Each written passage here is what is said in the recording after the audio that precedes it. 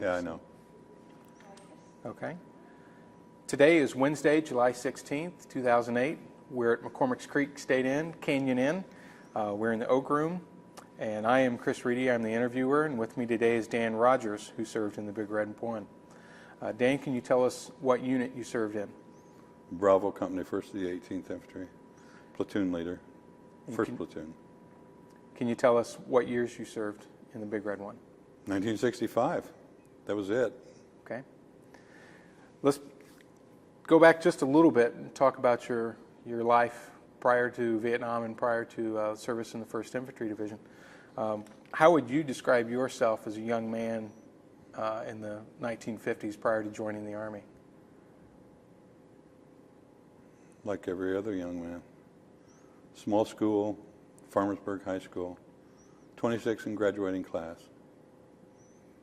Was about mid-range, lower mid-range. Didn't really have any ambition. Did you see yourself as patriotic or more patriotic than your peers? I saw myself as patriotic, probably more than most. I'd been in Boy Scouts. My dad was a scoutmaster. My dad was also a Methodist minister. So because of those things, you just become a little more patriotic. My dad loved this country. Did your family have a history of military service? I didn't know it until later, but both of my brother-in-laws were in the military. My dad wanted to go in, but he was 4F at the time, so he didn't get to. I had a cousin that went in and was released on a hardship discharge because of his father. His father died of cancer, and he had to come home and take care of the family. So, when you finished high school, then you said you were a middle-of-the-road student. Did you have any plans to go to school, or was the Army the only option? Oh no, I went to school. I enrolled at Indiana University just like a big idiot. Majored in German and minored in geology. Did better in German than geology. Didn't do well in either. IU was a party school. After the first semester, I transferred to Indiana State Teachers College in Terre Haute. And from there, I just joined the Army and beat the draft. What year did you join the Army? 1958. What was the motivation besides beating the draft? Getting away from home, truthfully. Cutting the umbilical cord, as it were, getting away from my parents, stepping out on my own, knowing that I could do something on my own. Didn't know whether it was going to be right or wrong, but I did it. It turned out pretty well. What was your early experience in the Army like, basic training? Basic training was at Fort Leonard Wood, Missouri, C-52, 1958. November, December. Went on Christmas leave, came back, had walking pneumonia. Decided I wasn't going to be recycled, so while I was on Christmas break, went to my wife's doctor, and he loaded me up with antibiotics, and I went back and endured. From there, on graduation, I went to TPMGS, Provost Marshal General School. Became a military policeman. Left there and went to Fort Dix, New Jersey, in the 716th Military Police Combat Strack Unit. We'd get on the airplanes at McGuire Air Force Base and fly out over the ocean and come back, not knowing whether we were going to get back or not, whether we were going on a mission or what.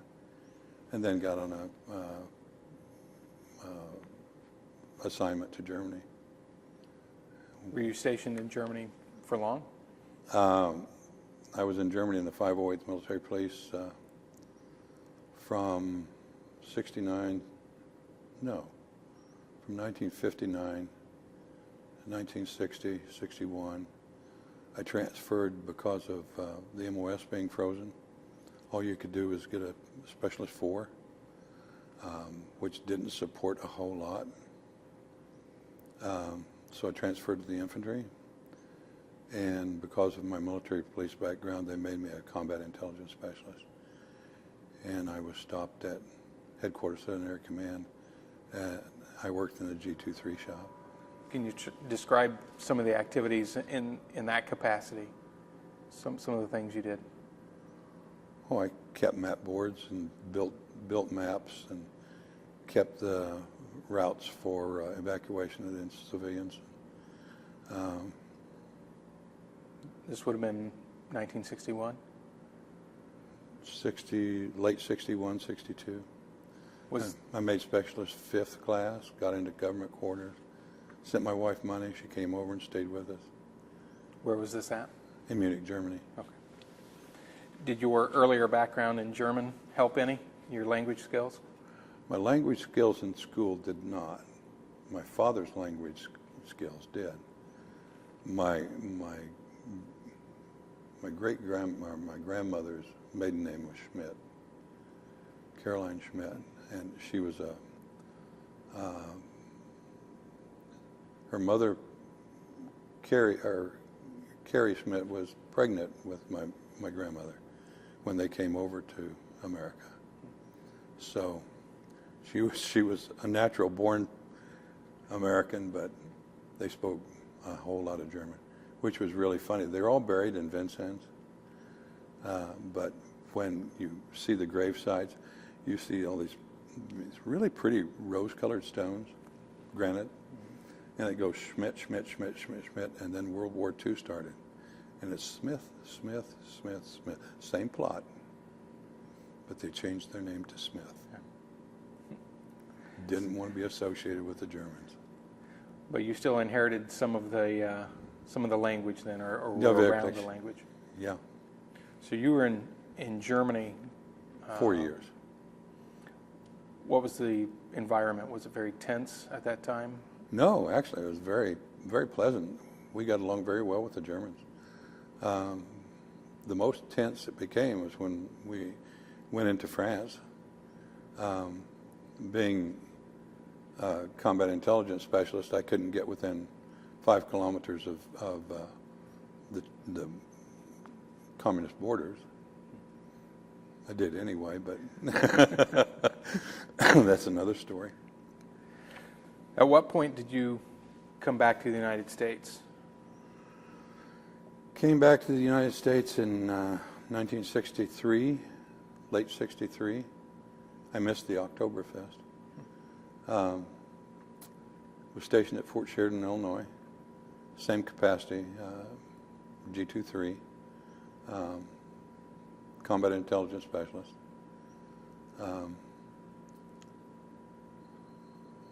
And somewhere along the line, you got motivated to go through OCS and join the officer corps. Yes, we discussed that.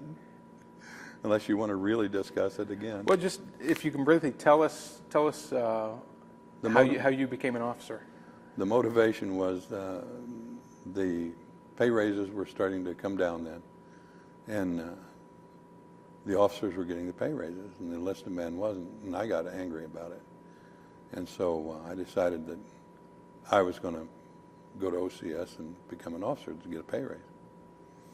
And Don Van Regenmorter and I went down, retook the test, and went to OCS. And when we graduated, my platoon sergeant was making $1 more than I was as a second lieutenant.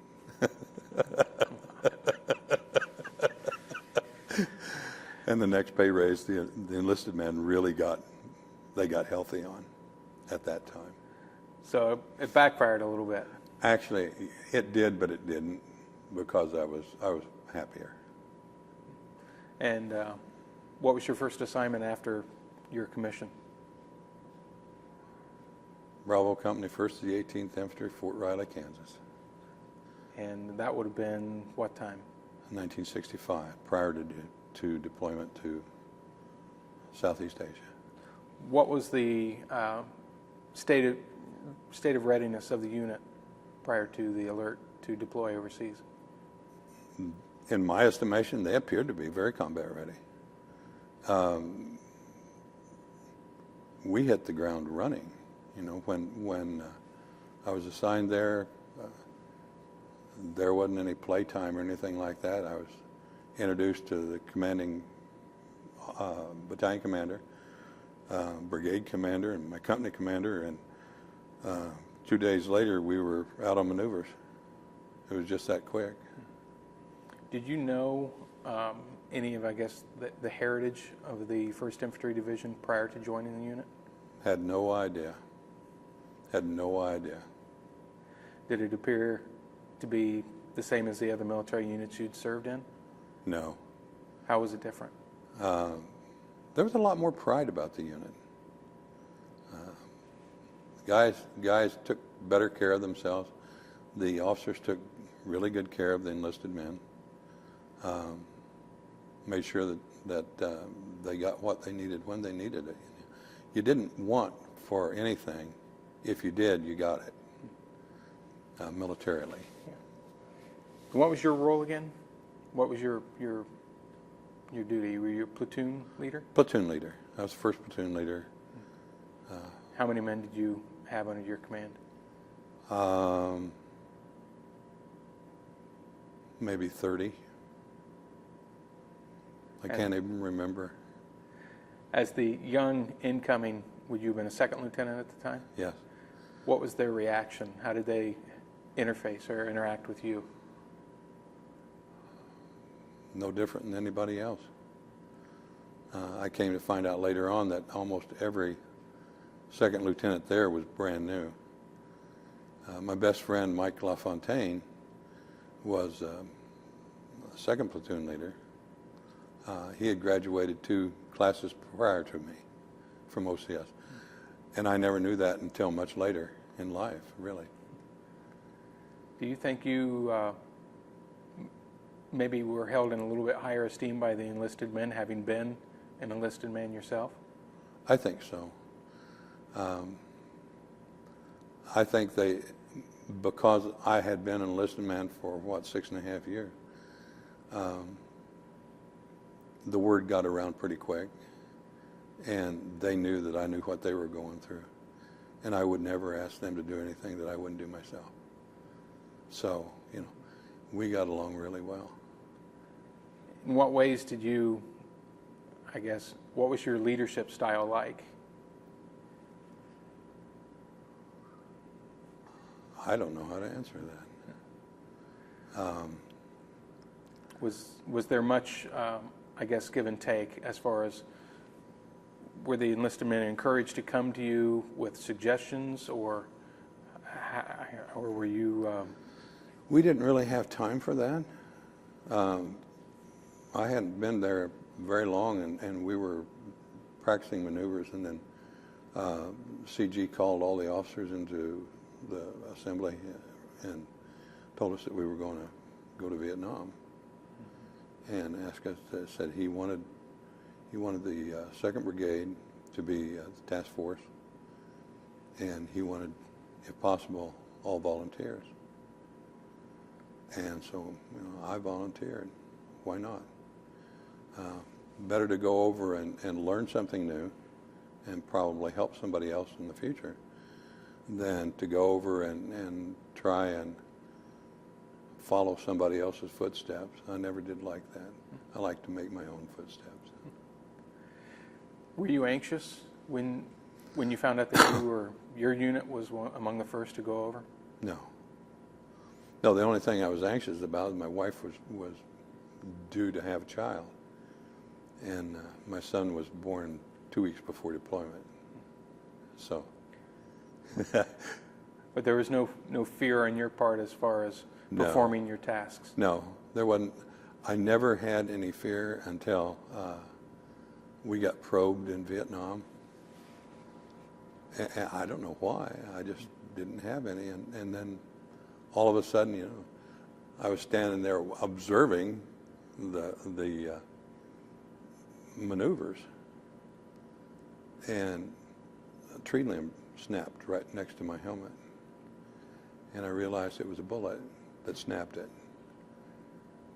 I got scared all of a sudden. Yeah. But I got over it. What were some of the activities and duties that your unit had to perform to get ready to go, the 2nd Brigade? What did you have to do to get the troops ready? Oh, my.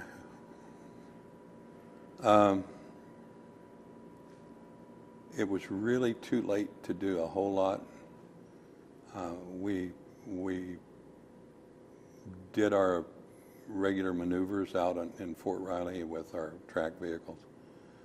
And then just prior to departure, we found out that we weren't going to be able to take our tracks. So we had about 2 weeks that I came back from my wife having her child, that I was with them before we deployed, and we did ground combat signals and started learning Vietnamese phrases. And we continued that even on the ship going over. So was it more administrative details that you had to get ready to ship a unit of that size over, or there was still time, as you said, to kind of prepare for ground combat? A little bit of both. The assignments were, we all helped in loading the Konak boxes and getting the vehicles ready to go. Then it was just a matter of loading them on the trains and cinching them down and transporting. Putting all the things that we had into the Konak containers, making sure that everybody had their A bag and their B bag. Your one bag you kept with you and the other one got shipped ahead of you. So there wasn't that much administration, there wasn't that much training time, because a lot of the people were taking the last minute leaves, going home, trying to get their wife situated prior to departure. It was just kind of messed up. And you went by rail to the West Coast and then by boat, by ship, Yeah. over to Vietnam. When you deployed, as one of the earliest units over, you were armed with the M14. Am I correct? We did have the M14. Mm-hmm. And quickly transitioned to, I'd say, I think in a year, the M16 made its appearance with the combat troops over there. How would you rate, or how would you compare, if you can, the M14 to the M16? Well, I can compare it because of my second tour over. I got evacuated before the first year was out. So we still had the M14s with some of them had selector switches for the AR men, and the platoon leader had a selector switch. So we could fire full automatic with them. They were heavy. They were very accurate. They didn't bog down in the sand, in the swamps. You could put them under the water and bring them up, and they'd still fire without any problems. The M16 had many problems. It was a lightweight weapon, but that was about it. Was there any, shop talk among the men regarding the smaller caliber, with 223 caliber as opposed to the 308, whether or not it would actually stop someone? 3.72, not 308. 7.62? 7.62, yeah. It was 7.62. The smaller caliber had a high velocity, and when it hit the foliage in Vietnam, it would just burst away. So you weren't getting a kill factor unless you were right on them. M14, good penetration. You knew that when you pointed it, it was like the old M1, you know. You were going to reach out and touch somebody. Would, I guess, in a jungle setting with the enemy perhaps closer on you, would the shorter combat ranges make the M16 more viable? I didn't think so.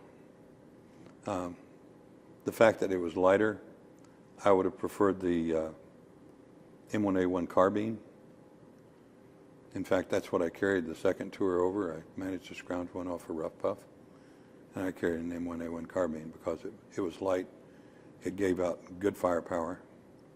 So, that was select fire also, wasn't it? yeah. Yeah, 30 carbine. When your unit, 2nd Brigade, I believe, led the way over for the rest of the division. So, what was your impression of Vietnam when you got there? You were the vanguard. We were the vanguards. We didn't know what to expect when we got there. We went in on LSTs.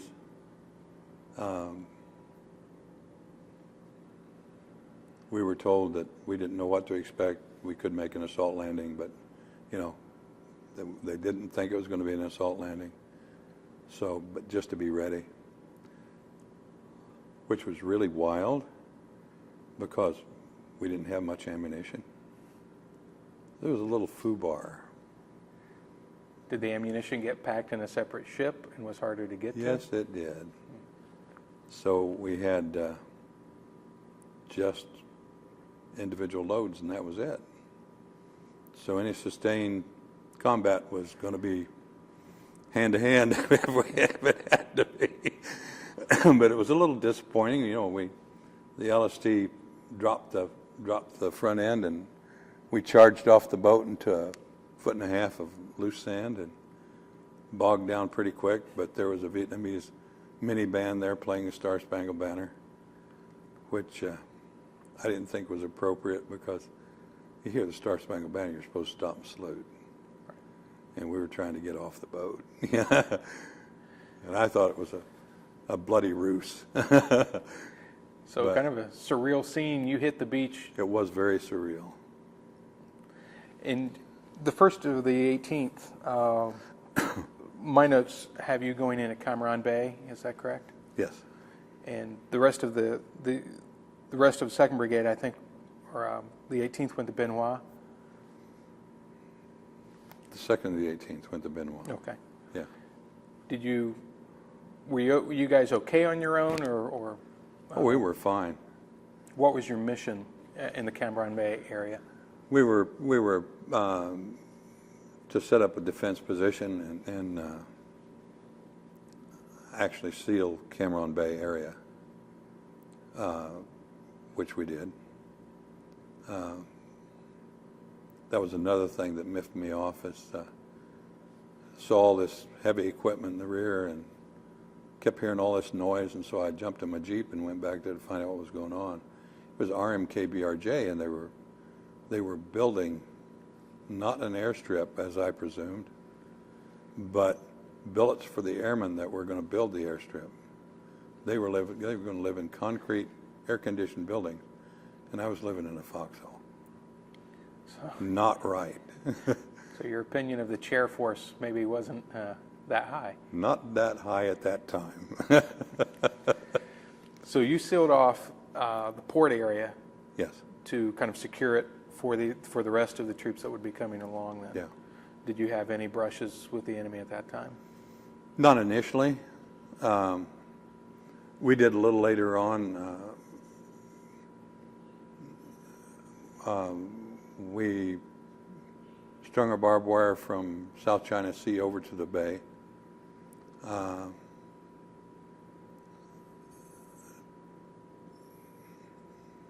We had 2 platoons online and 1 in reserve. 2 companies online and 1 in reserve.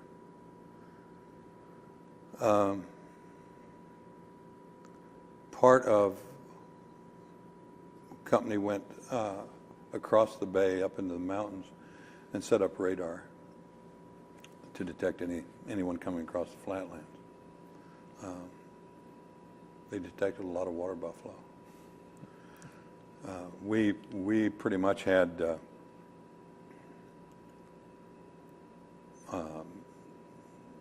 trees and shrubs and things that could secure you pretty easily during the daylight hours. Secured you very well during the nighttime hours. So we sent out patrols, listening posts, what have you, throughout the time. We were probed a couple of times by very small units, probably 3 to 6 men.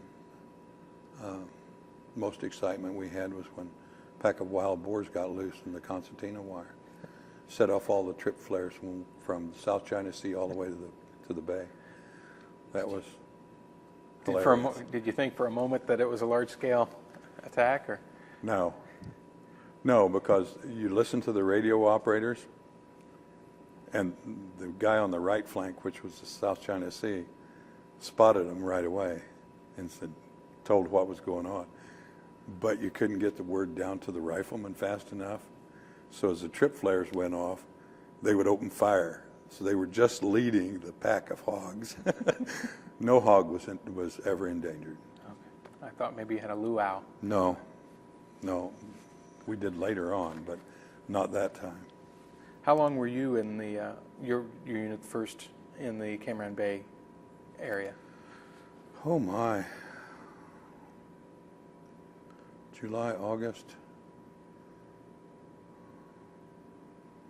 September, we went on an operation in the mountains west of Nha Trang, and my platoon, well, Bravo Company, I'm sorry, set up a blocking force on the valley side of the mountains, and Alpha and Charlie Company went up and actually did a sweep. We had the 105s from the 101st Airborne came out to help us in securing the area. Do you make contact with the enemy at that time? We made very little contact with the enemy. We made more contact with the enemy when we got ready to leave. Weapons platoon came under sniper fire, but they managed to run it. So. And you were leaving. Were you in a convoy? Yeah. And so on the road, you came under a little bit of sniper Yeah, fire? right outside the village. Go figure. And where did they take you? Where were you sent after that? After that, we went to Benoit. Benoit. Was that your base the entire time that you were in Vietnam? It was mine.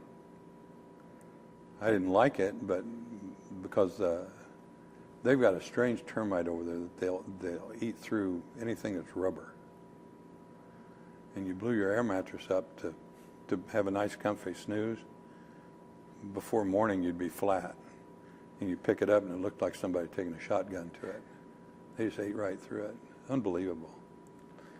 So the accommodations, the sleeping accommodations were great. What about the rest of Benoit? How would you describe it, your base camp? Our base camp was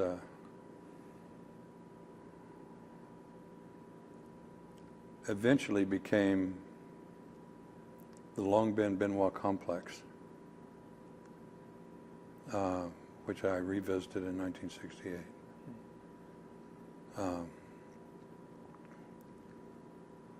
Where we had set up became the 208 yard and the ammunition depot. And when I got back in 68, then the 199th Light Infantry Brigade was actually occupying the ground that we occupied back in 65. And I joined the 199th Light Infantry Brigade in 68. Actually, December of 67. I was there for TET 68. Okay. So you got to see some differences between, I guess, unit culture between the Big Red One and the 199th. Well, the 199th had been reactivated, and they were an intelligence gathering unit. They weren't combat as such. They had a combat mission, but mostly it was intelligence gathering. At that time, I was an assistant G2, so. Different role. Much different role. In 65, when you got to Benoit, what was your mission? To secure the area. How did you do that? Putting all squads online except keeping a reserve We had a weapons squad that we kept in the rear, partially. I doled part of it out to the line itself, so that we'd have some mortars close at hand. Would those have been 60 millimeter or 81 millimeter? 60. And the weapons squad would have been strictly mortars, or would there have been machine guns with that unit? We had a 50 caliber assigned to us from the weapons platoon of the company, and that secured the Bay Area. A little heavier firepower. Yeah, it got your attention when it went off. So when you say you put squads out into the field, were they doing search and destroy or night ambush? What were their missions? Actually, they were online, and then we'd take individuals from the squads and run patrols at night.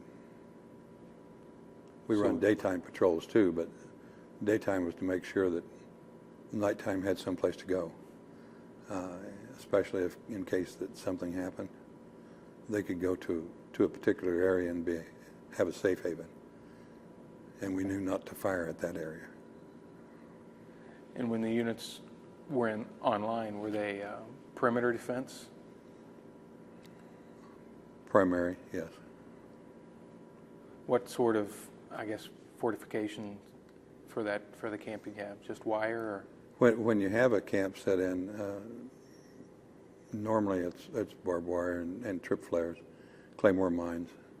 When you're actually on a sweep mission and it becomes night, you don't have the barbed wire.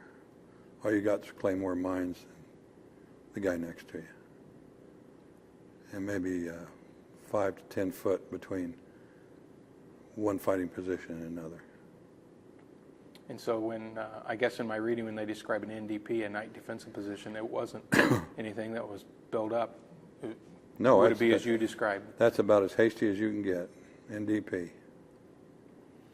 How often did you find yourself out in the field at night on these night NDPs? ambushes?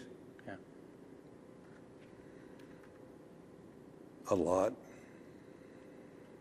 Was that the, I guess, most hair-raising mission you would go on? No. What I guess was either most difficult or most anxious? I got more excited over river crossings, knowing that for some reason the machine gunner is always the littlest guy. The heavy mortars are always a little guy. You got the base plates and the tube and the ammo. You know, that's three major components. And you're expecting those guys to swim with this stuff, or at least wade across. You know, sometimes it didn't work. Sometimes they used dugouts that were handy, and they didn't work. You get too much weight on a dugout, go straight to the bottom. Along with, we lost a couple of guys. You've got a mortar base plate strapped to your back. You don't have a lot of chance to get out of it.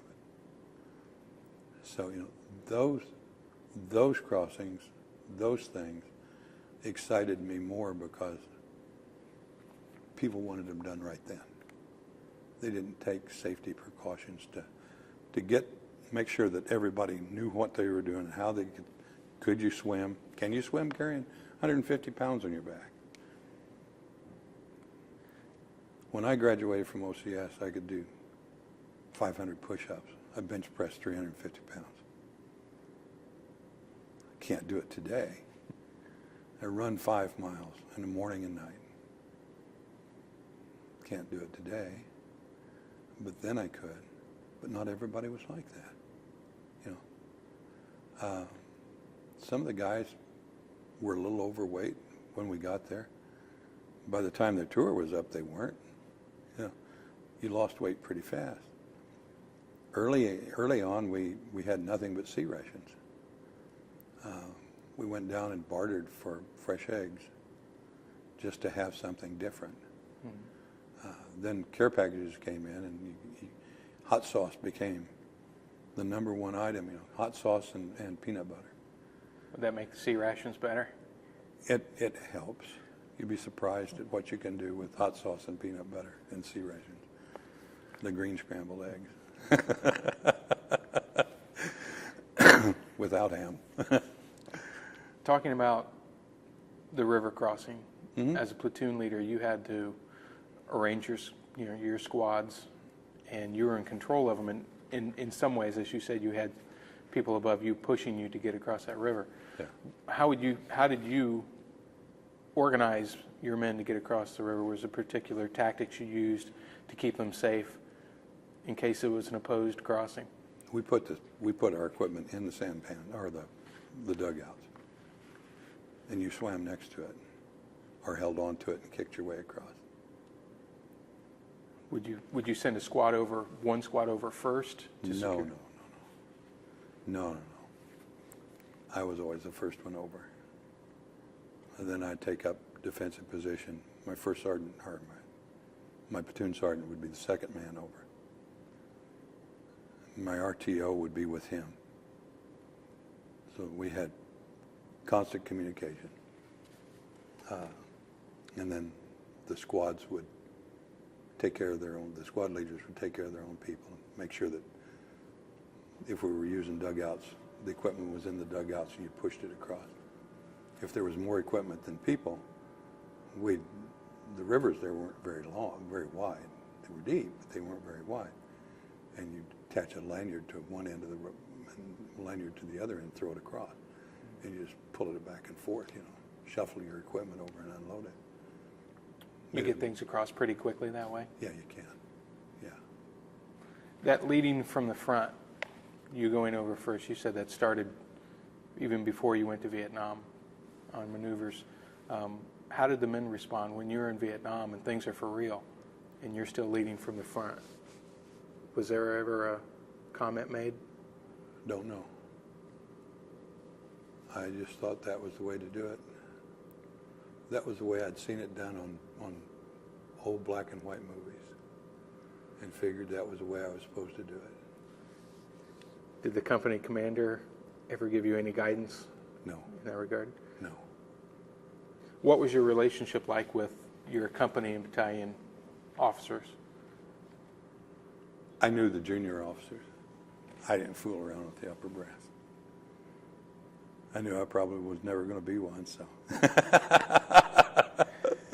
You think any of that had to do with your pre-officer life? It probably did. I have my own opinions about what I think people that graduate from schools with bars, I think they should spend at least 2 years as an enlisted person before they can pin those bars on, so that they know what that guy's going through. Because too many people try to lead somebody and they haven't a clue of what that guy goes through daily. That empathy that you had with the enlisted men,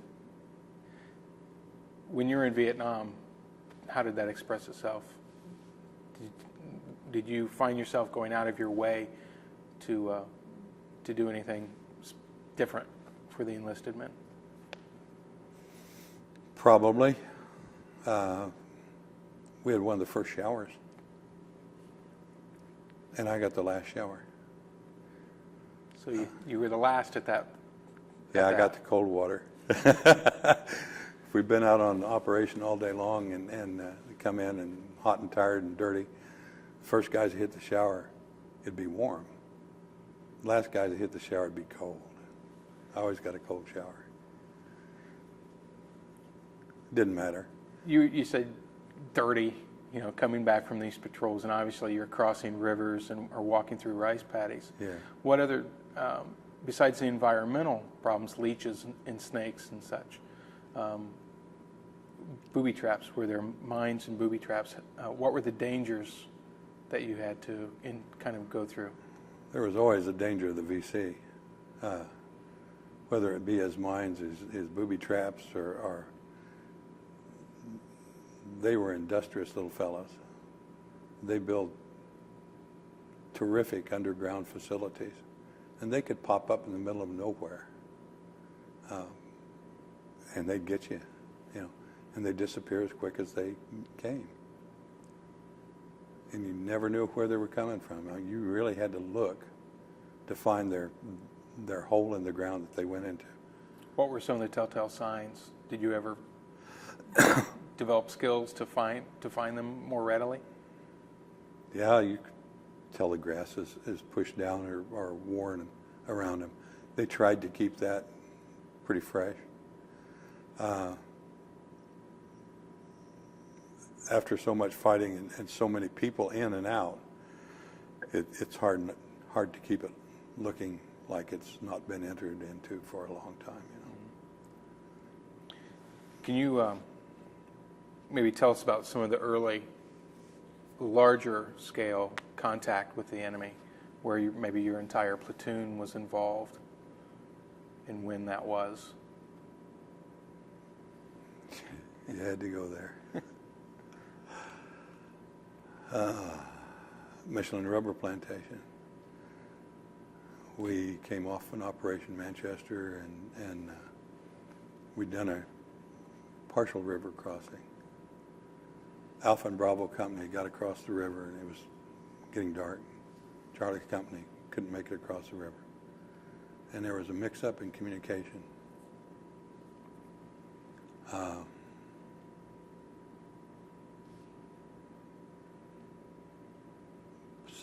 For some reason, the battalion commander wanted all three companies to go back to his headquarters and take up positions around his perimeter. Charlie Company couldn't because they were across the river, and they had already set up for an NDP, night defensive position.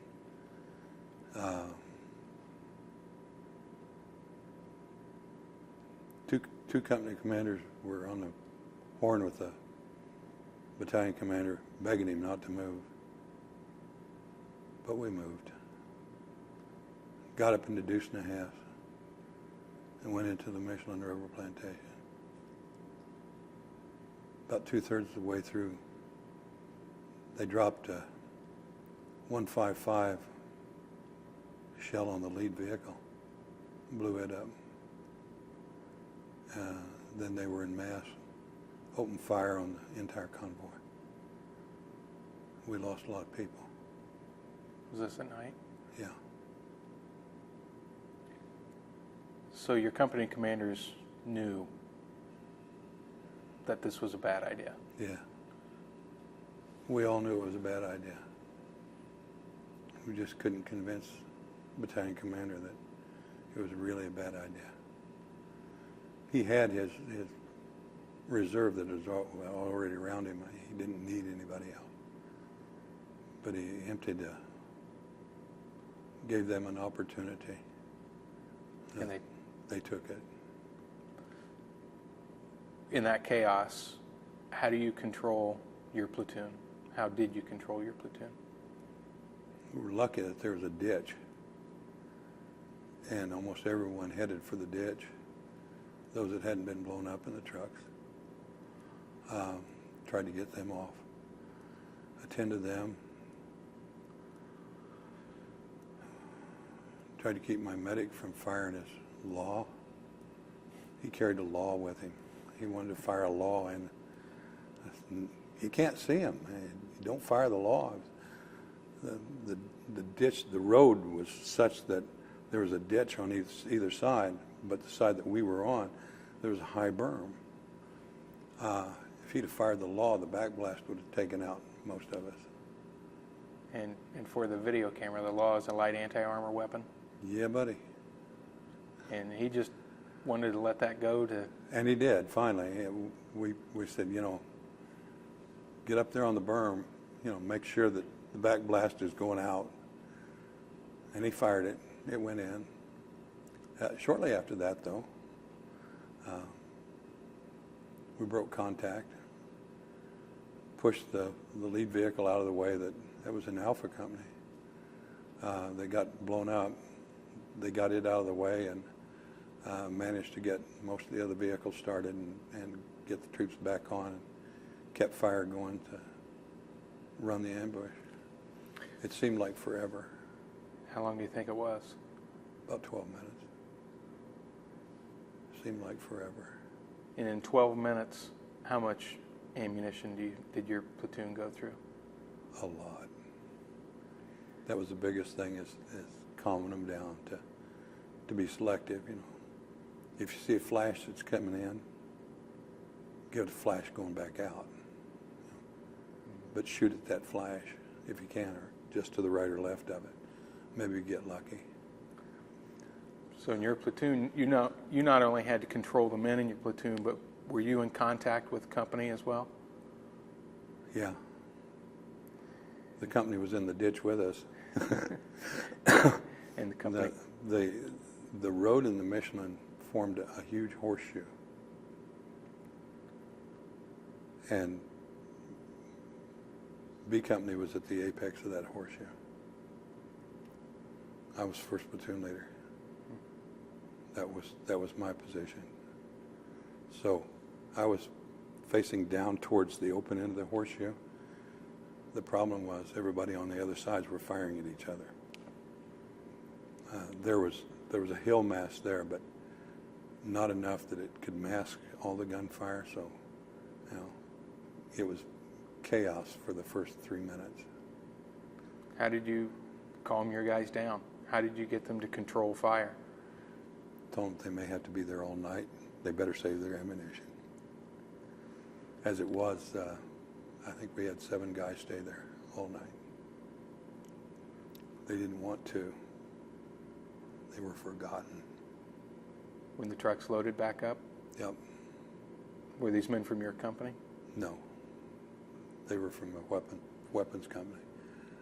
But the weapons company sent a group back in to stay with them. So they were scared to death. I was too. But that's the choice we took.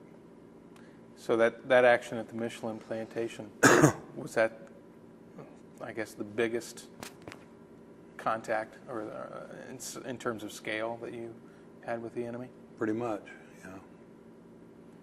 Did the small unit tactics that the enemy employed, the hit and run, was that something you expected?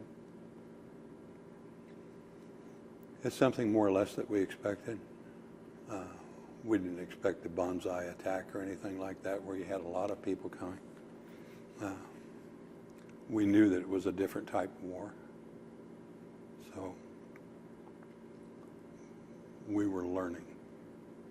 When you were training with the division and without the division, prior to deployment, was your focus Europe? Was your focus the Soviets?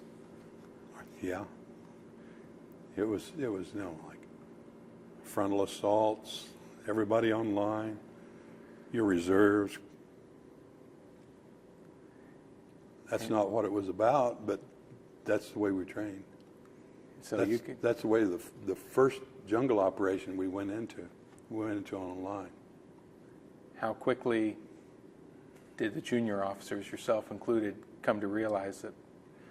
It didn't take us long. It took the more senior officers a longer time to figure out that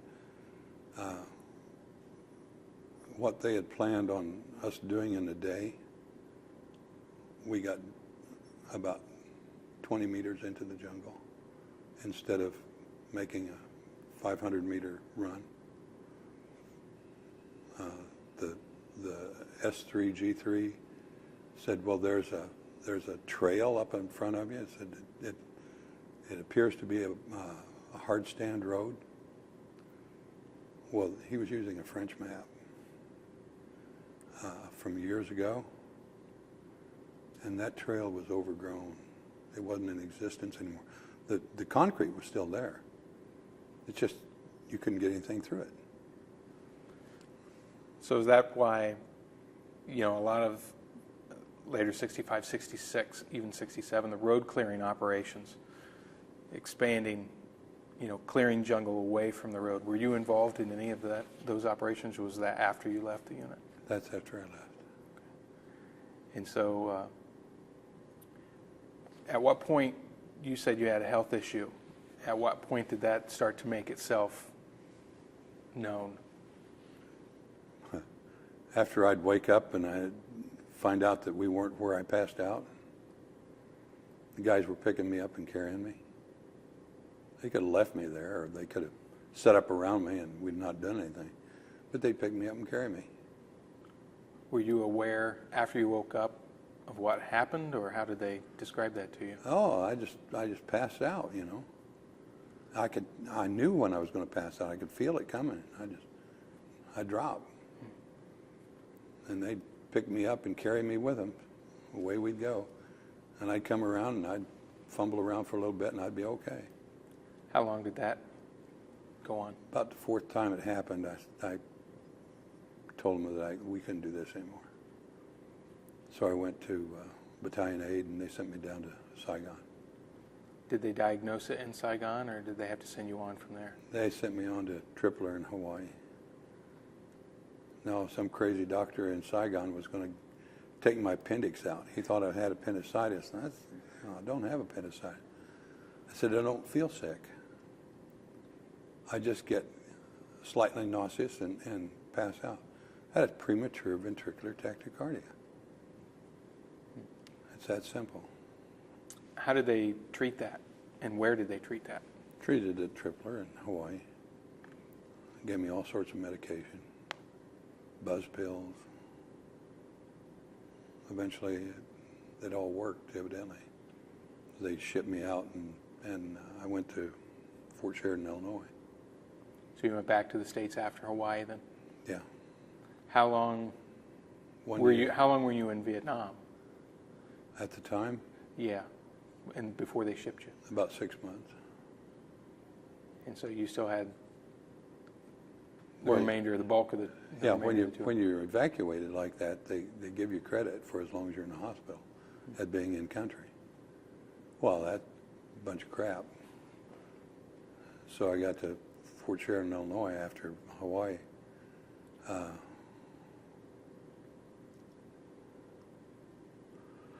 I didn't like that job either, so I went into the personnel officer and volunteered to go back to Vietnam. And you were married and had how many children at 3. that time? Was this a popular decision with your family? You could ask my wife, but no, it wasn't. What motivated you to do that? The people I'd left behind. I'd intended to go back to the First Division. Did you have any say in that? I thought I did until I got to the repo depot in Vietnam. And they said, oh, you're going to 199th Light Infantry Brigade. I said, you'll be working with the First Division anyway. No, we didn't. Nothing like that. What was what were your feelings when you found out that you were not going back to the Big Red One and your unit in particular?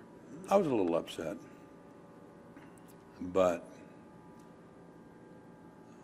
my expertise is in intelligence anyway, so I just figured I'd make a new life out of it. How would you describe the difference in your role between Light Infantry Brigade and the First Infantry Division?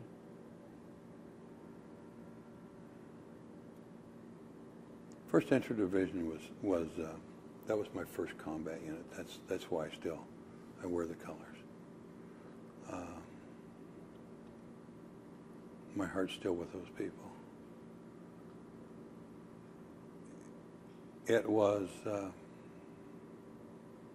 kind of indescribable. You were a band of brothers, if I can use that word, that phrase.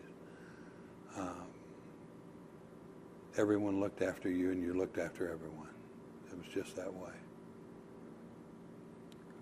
You said the heritage came to you later, but you also felt it there at the time, the differences between the two units. Oh, yeah. And how they operated. Oh, yeah. Yeah, the First Infantry Division, we might have done a lot of experimental things, but we did it with everybody's approval. In other units, they don't do it with anybody else's approval.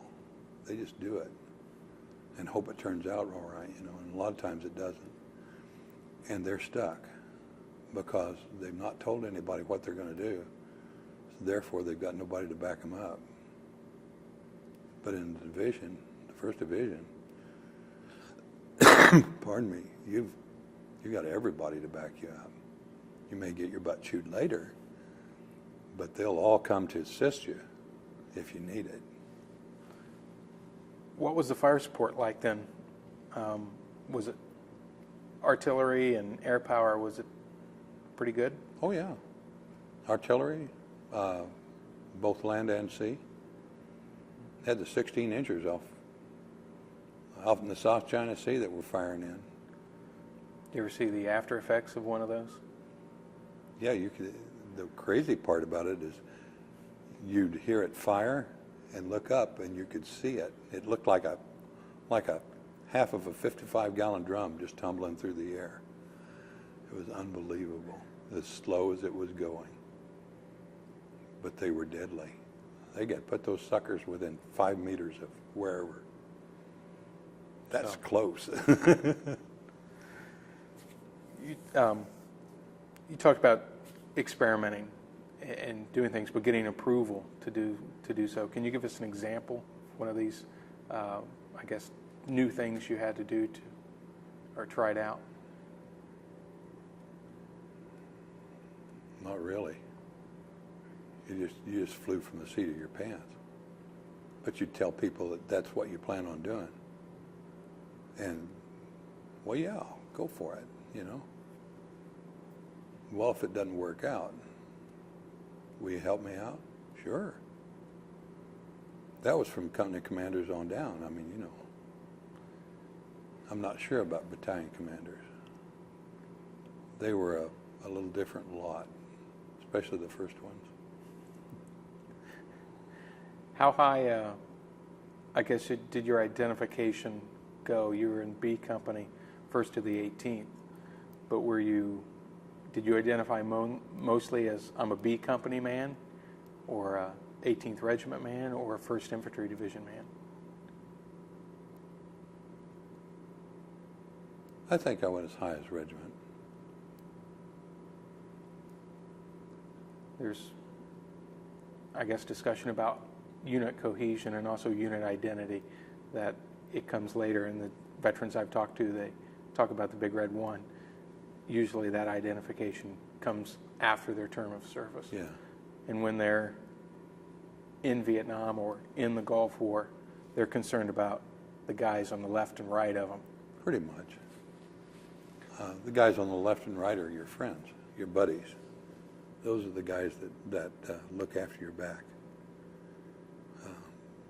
They're the guys you depend on to go on point or to go on flank security.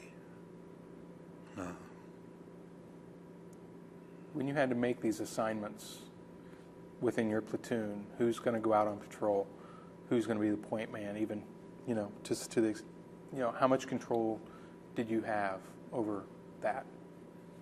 I had every control over that. Every control. But there again, when you know your people, you ask them. You don't tell them. You ask them. And you have people that will volunteer to go on point every time, to go on flank security every time, although that's a much more extended part of their job, more dangerous. But, they're happy to go. You ask them, though. You don't tell them. That's where a lot of people make a mistake. Well, you're going to do this, you're going to do that. No.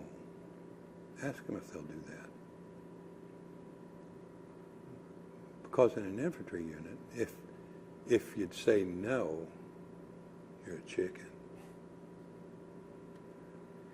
Nobody wants to be a chicken. Did you have some of that peer pressure for yourself? Did you feel that? No. No, I didn't feel any of that. Where you're anxious? I tried not to. I only made meetings with captains and higher if it was necessary. Most of the time I ran my own unit.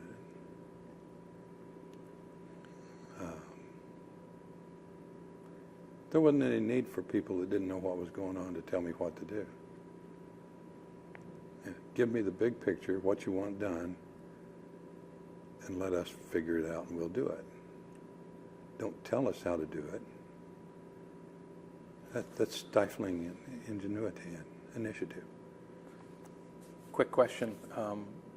What kind of initiative or cooperative effort with your squad leaders did you expect?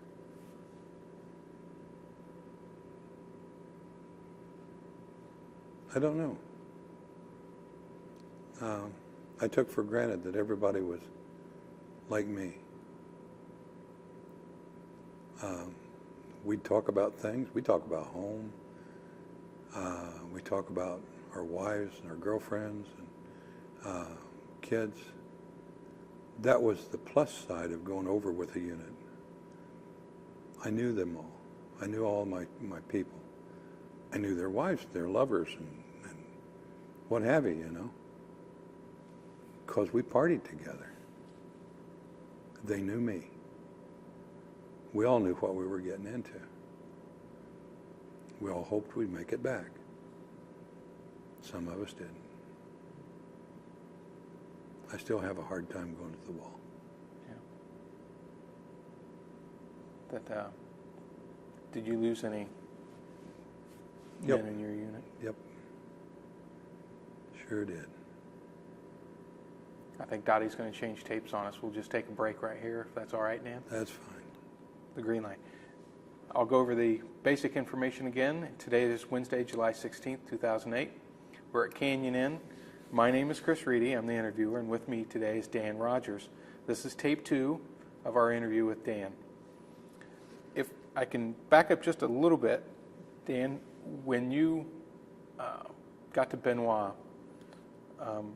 your unit, I believe, was facing the 5th People's Army Liberation Front, the 5th Division of the North Vietnamese. Yes. How would you rate them, I guess, as soldiers, if you can? I can't. I can rate them in 1968. They were well trained. But in 65, was contact too sporadic at that? It was too light, too sporadic. I was there too short of a time to make any real evaluation. Like I say, in 1968, I was commander of the DTOC the night that RRD came in and said that they thought they had the 5th NVA Division headquarters plus in a grid square. And I got to call in a grid saturation. Did you ever find out what the outcome of that was? We made them combat ineffective that night. So the intel came through that time? It did. That was prior to the attack on Saigon. If they would have been able to have been in on that attack, it probably would have been a different outcome. And at that time, you were with the 199th Light Infantry? Yeah. And so you were intelligence, sort of light infantry intelligence gathering. Yep. How would you gather that information? Oh, we had groups that went out.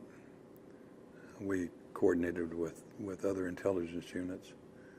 They had people out, and we collect that information and evaluate it for combat situations. Long-range scouts, listening posts, Yeah. that sort of thing. Did you ever do 52nd Long Range Reconnaissance Company, the LERPs. And would that also include electronic intelligence gathering? Yeah. Was it effective at that stage of? Yes, it was. It was very effective. What was some of that technology? How did you use it, and what kind of picture would it bring back? We exploited everything that we could.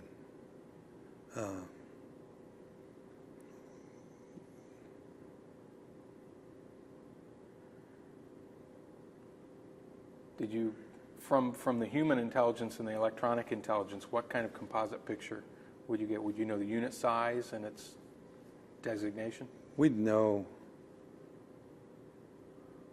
probably the unit, and we already knew the size of certain units. We were able to figure out whether they had the entire complement of unit, or if they were light, or if they were heavy, if they had extra artillery with them, if they were using 122 rockets, or they were using mortars. If they were using 122 rockets, it was a guess, because they'd put them up and use green bamboo, and they put them up during the daytime and then come back and set them off at night. The green bamboo would wilt down, so you never knew where the sucker was going to go. But so it just, was the rocket attack more of psychological, or it was it effective? It was more psychological than anything. If they ever hit anything, truly hit anything like a barracks or something, it became a big psychological thing. They hit the 122 rocket hit the replacement barracks at Long Bend, but everybody was at a movie, so there was absolutely no one in there, and it looked like you'd taken a big ice cream scoop and gone down the middle of it. Each end was standing, and the trusses came out, and then just big dip down where I was all blown away. But the mortars were more accurate. Mortars were much more accurate. Yeah. Were they using 60 millimeter? 60s, 82s? Yeah. Was that mostly nuisance, you think, to keep the troops on edge, to keep them awake at night? Or did it have a strict military purpose? I think most of it was harassment. When they hit the ammunition supply dump, ASD, that was specific. But then they'd normally go in there. They tried rockets and mortars in it. Nothing happened, so they sent sappers in. The lead sapper was my barber. I identified him on the ground. So. Was that a shock to you? Yeah. What was your relationship with the Vietnamese people? Did it change after that? No. No, I didn't. Because I had some, at that time, had some Vietnamese agents in the field. They were very reliable. So you can't pick and choose. You have to just take it all at face value. Did you ever have any contact with ARVN units? Not if I could help it. Was your opinion low? Wasn't the best. Did you ever experience them panicking or being combat ineffective? Yeah, but then I saw our own units do the same thing, so you can't draw on that. What, when you say U.S. units would panic, was there anything psychologically that we talked about earlier that would affect U.S. American troops more than anything else? The fear of the unknown is probably the biggest thing, and the ambush in the Michelin at night was a big thing. And yeah, a lot of us panicked that night, but a lot of us got ourselves together that night too. Some never did. And yes, there's a couple that today think they were in it, but they weren't. They even wrote a book about it. But they weren't in it. They were in the wrong company. They were in the company that was left behind. Do you find that often among Vietnam vets, that Yeah. displacement? Yeah, they've been in the vicinity, and they've heard the stories so much that they start to believe them themselves.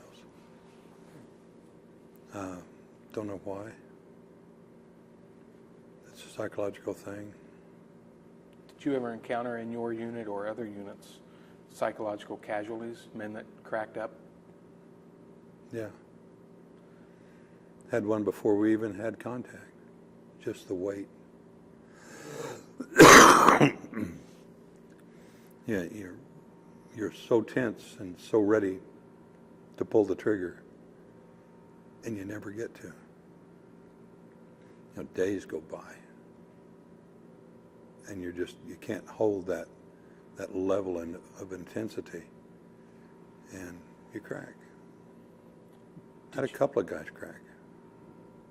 Did you have any, strategies for reducing that tension in your unit?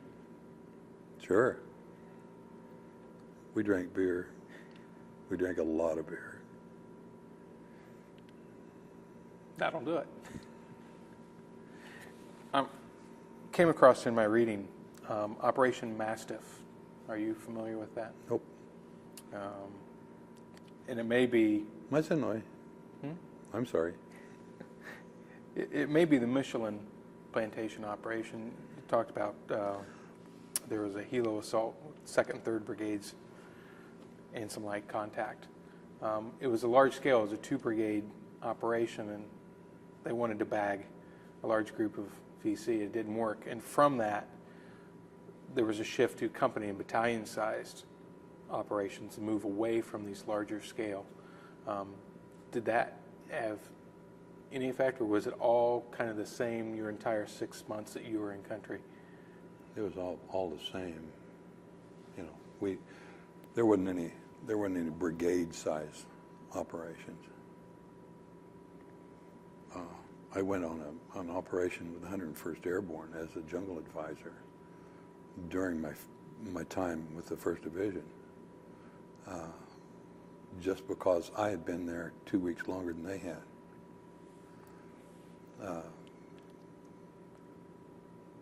How were those guys? Atrocious. Good fighters, good morale, really bad housekeepers. The entire battalion got amoebic dysentery.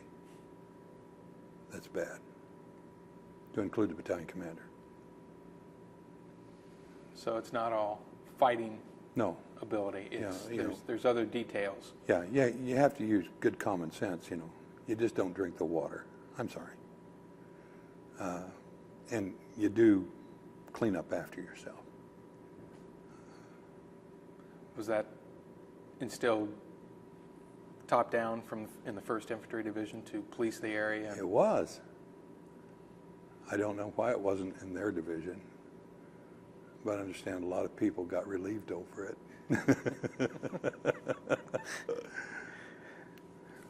After you came back on your second tour, when was that? When I came back on my second tour, from my second tour? For your second tour, when you were with the 199th. December 67. And you were there when TET happened. Yeah, I was a assistant G2, and I was in charge of the DTOC. Okay. For the uninitiated, G2 is? Intelligence, combat intelligence officer. Okay. When TET happened, you were in intelligence. Did you have some warning beforehand that something was up? I had an agent that informed me the exact day and time that TET would kick off and what units we could expect. And I briefed the commander. And I guess that's as far as it went. Did you believe your agent? I did. He was 5 minutes wrong. That's all. 5 minutes. What was your reaction when your commander or brigade commander dismissed the information? I don't know that they actually dismissed it. I just know that my observation was that there was no action taken to reinforce, move people around. You know, you start looking for things to happen, and they didn't. Were we complacent? Somewhat. Was I scared? Yes. What actions did you take to, I guess, prepare yourself? Not a lot you can do when you're in the middle of it. I went over to General Bassani and briefed him, 101st Airborne. And he physically threw me out of the DTOC. And General Davis, my black general from 199, sent his personal CNC over to pick me up. And as we were lifting off, the attack started on the 101st Airborne.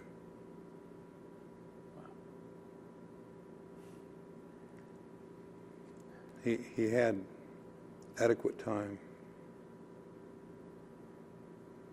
to not argue with me and to take action. I was just trying to give him information. Too bad. Yeah. Yeah, his Spec 9 secretary took a round right through the head.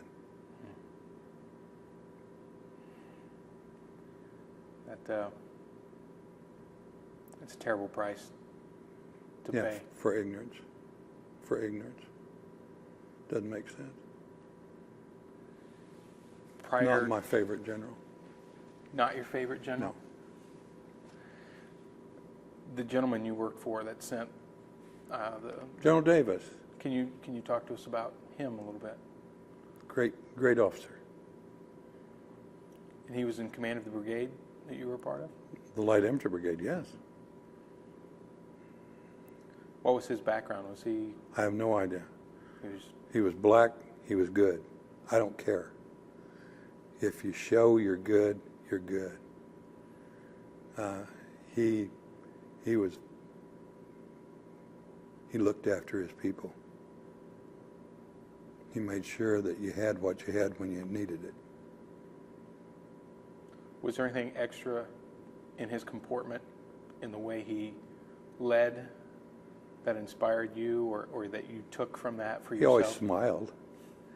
I figure anybody that smiles all the time can't be wrong, you know. You've got to be upbeat about, even in war, you know, because if you start frowning all the time, people start wondering, what are we getting into? If you laugh a lot, they think you're crazy, but at least they'll go along with you. What was your rank at that time when you went in the 199th? First lieutenant. And he was a brigadier general? He was. And there's quite a gulf there between the two ranks, Oh, yeah. but yet he seemed to value your opinion. He valued not only mine, but every officer in his unit. It's the kind of guy he was. You know, you go in and if you briefed him what you told him, he hung on. So, you know, you're not going to tell somebody that's going to hang on what you say. You're not going to tell them a bunch of crap. You're going to tell them like it is. That's the way he operated. And the 199th was really a pretty good unit. They had some squirrels in it. And the younger officers were pretty squirrely. One blew himself up with a hand grenade. Another story. He knew better. Just One showing of the off. accidents of war. Yeah, just to show off.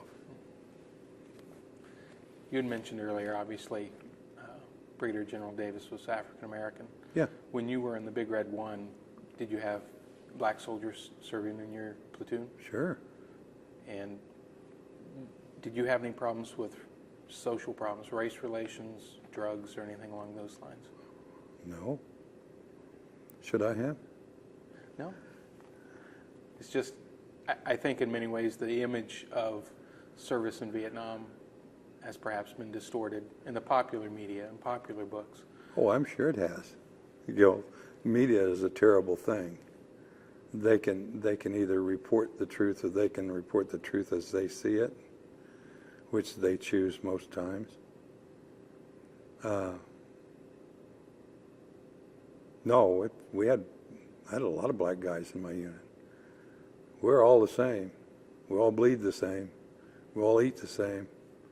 And do those other things the same way too. Nothing different. We talked earlier, and you've been using some Vietnamese terms, some language while we've been sitting here. How often did you have to interact with the local populace? In the First Division? Mm-hmm. Not very much. Not very much. When you went on, did you go on any search and destroy missions? Sure. And did you ever have contact with local villagers or anything along those lines? Yeah. Did they seem wary of Americans? Not at all. I was more wary of them. But I found out that one old man went out of his way to show me a cactus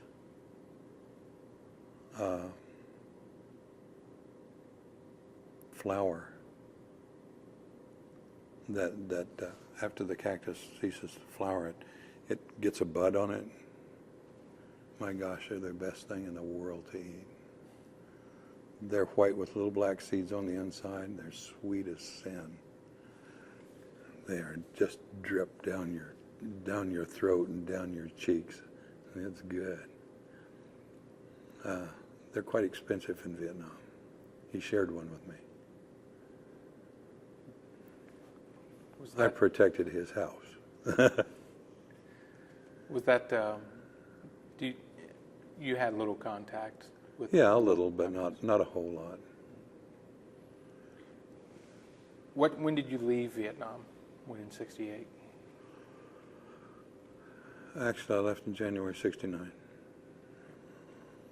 Were you? I was there 14 months. Was that it seems like obviously a longer tour than usual. Was it usually a 12-month tour? Yeah. Did you tack on the extra 2 months, or did the Army tack that on? I think it just happened. I wasn't excited about it. I volunteered to go. Actually volunteered to stay for another tour. And? Oh, they told me I had to come back and teach. So where did they send you? Fort Harrison. Teaching finance and accounting officers.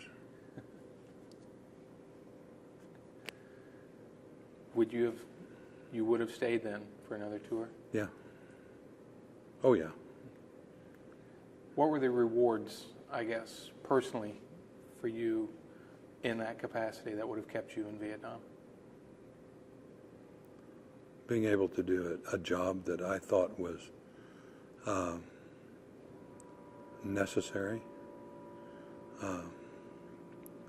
one that probably I felt helped a lot of people stay out of harm's way, one that I felt commanders could use the information from, that they could conduct really good operations. I would have stayed another tour for that. Truthfully,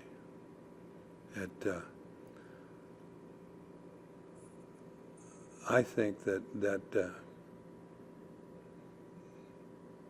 the rotation is ridiculous, because you get people new in that don't know what's going on. I'd rather have somebody there that's been there a while and knows what's happening than to have a new kid on the block and have to teach him.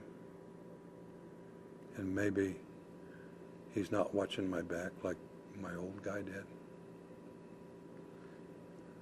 Was there any fear, though, that with that open-ended tour, like they had in World War II, where you were in until you either were wounded or killed, do you think that would have resulted in soldiers losing their effectiveness maybe 2 years, 3 years in? I don't think so. I don't think so. Because I think they'd have done their job a little better, knowing that you can't come home till it's over. Doesn't that make sense? Let's do a good job and get it done. Finish it. We never got to finish anything. It was always new. It was always different. You know, why? Just let us finish a job. We're trained soldiers. That's all we are. Let us do our soldier job. Not asking anything else. Just let us do our job. Congress won't let you do that. It happened in Vietnam. It happened in Korea. Didn't happen in World War II. Didn't happen in World War I. Congress stayed out of it. Do you think that political interference was, I'm touching on policy and said I wouldn't, but... They're there now. It's the same thing over. It's the same thing over. Afghanistan, Iraq, Iran, politics. But as far as the soldiers that you served with and that served under you... They're soldiers. They're going to do their job. If you keep me here for 40 years, I'll be here for 40 years. That's my job. You're paying me for that job. You and every other citizen out there. Now me. And the morale in among your men in your unit, was it generally good? Yeah. We had good morale. The only thing that was bad about it was when you'd sit for days without doing anything, you know. Whether you had your finger on the trigger ready to go, and you couldn't pull the trigger because nothing was happening. You know, that's when the psychological part breaks people down. They can't sleep. They stay awake. They get tired. They get itchy. They see things at night. Give them a night scope. Well, there's nothing out there. There you go. Go back to sleep. Was that the hardest, I guess, job for you as a leader of men, to not only motivate them, but also find ways to keep that stress from building? Sure. Were there any, did you take them to the shooting range? Were there any things that you could do just to let off steam other than drinking beer? We had cookouts.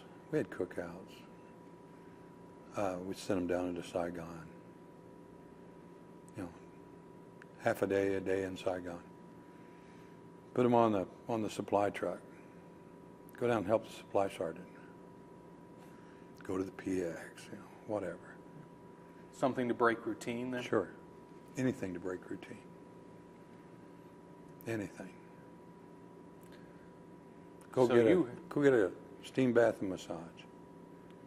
Life is good. So they broke your routine and they sent you back to teach accountants and bean counters. Bean counters. What was that like? Different.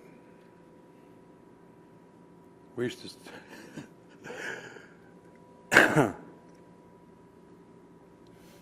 We used to, I lived in Ellisville, so I'd drive up in the morning. My first class was at 7 o'clock. I'd be there at 5:30, and I'd wait at the window. They were always late. Most of them just graduated from college, couldn't even put their uniforms on right yet. And they'd get out of their cars and they'd have their hats in their hands or their coats not buttoned up, and we'd yell at them.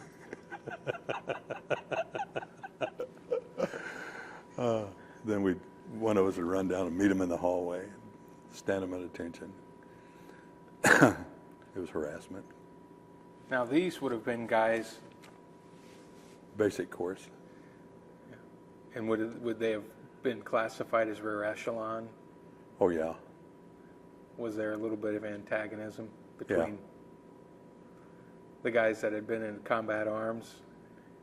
Yeah, it was kind of like the advanced course at Benning. We had a quote-unquote Vietnamese orientation. Brand new second lieutenant from OCS got up to give us no, it wasn't from OCS. He was VMI, I think. Anyway, he got up to give an orientation. Over half the class had been to Vietnam. Had he? No. And he was qualified how? We're not sure, but the general came down and talked to us about that after we threw our pennies on stage. Your which? Pennies. 280 pennies went flying. And did he beat a hasty retreat? Kind of. And General Abrams came out. He would not tolerate that anymore. Was Abrams has been a First Division man. So, yeah, been a First Division guy. I respected that.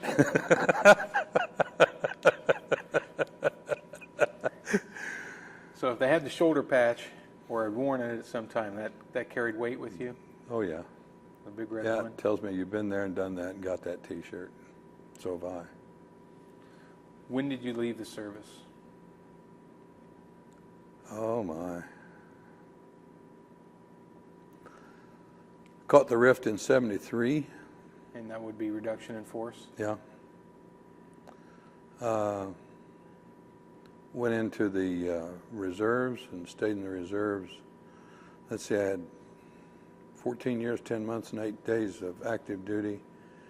And I spent the balance of 26 years in reserve. And when you were in the reserves, what was your unit and how did you serve in that capacity? 50/30th USAR School. And what was your rank at that time? Major. I did become one. So you kind of became one of those Yeah, upper level officers. one of those that I talked about. Yeah. You'd gone through from enlisted man all the way to a major. Yeah. Did that give you a sense of pride, a sense of accomplishment? Yeah. It's kind of like graduating from college. You know that you can do it, and you did it, but you did it your way. You didn't do it on anybody's coat strings. When I was caught the reduction in force, 73, Charlie Ketterman, he's passed away now, but Charlie was a lieutenant colonel, reserve officer, and he'd been with Patton. He'd also been with Creighton Abrams. He and Creighton Abrams were battalion commanders together. And when Charlie found out that I caught the riff, he said, "Don't unpack your bags, Danny." He said, "Where do you want to go? I'll call Creighton." I said, "No, Charlie. If the sumbitches don't want me for what I am, I don't want to go." Were you hurt? I was. I was more hurt when I woke up and decided that if you didn't do something, you were going to lose retirement. They didn't give you retirement for 14 years. So that's why you went into the reserve? Exactly. When you look back on Vietnam, perhaps, and maybe even your 14 years in the regular Army, do you see your own progress? Do you see yourself as growing throughout that time? Oh, yeah. What surprised you the most about yourself, or what did you learn about yourself?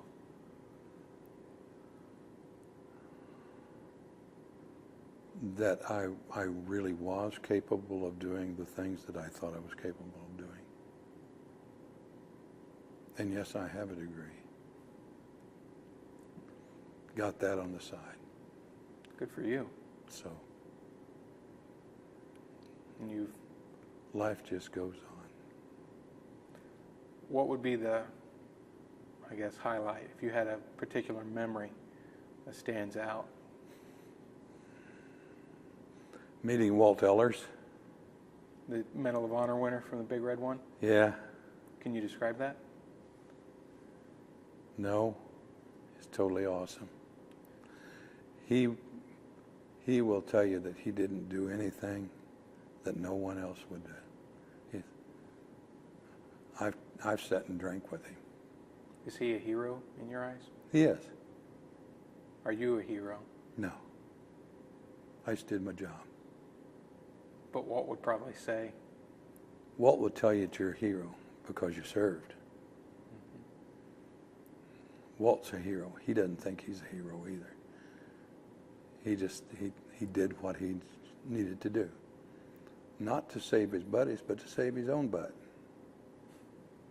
It just turned out he saved his buddies too. would you say that there are men that you served with in Vietnam that were either heroes or did heroic things? Oh, every one of them did, in their own way. If you did your job, you had to have been a hero. You had to do heroic things.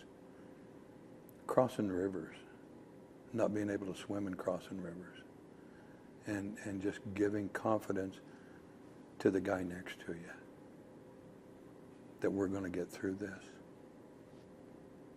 You know.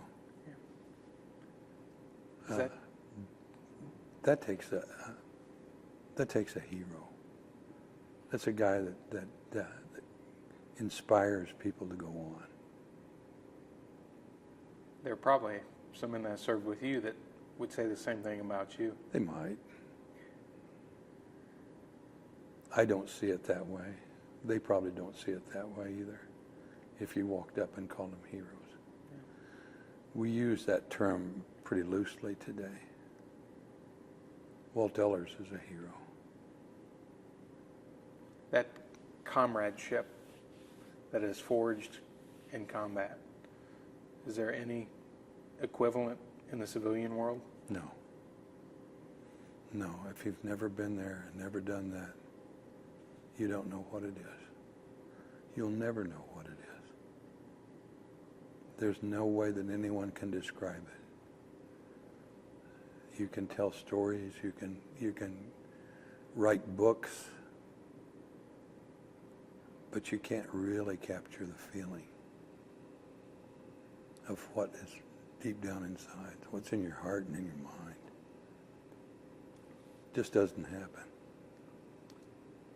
Do you think that every man in your unit would give their life to help their comrade, to help their buddy?